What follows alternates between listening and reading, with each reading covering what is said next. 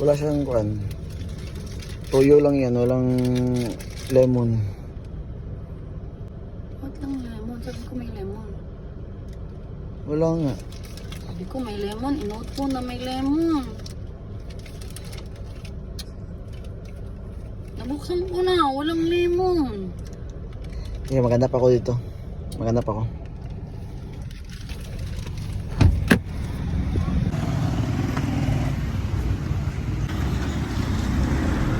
Tayo ng lemon, naghahanap kasi ng lemon eh. Kuya, may lemon kayo?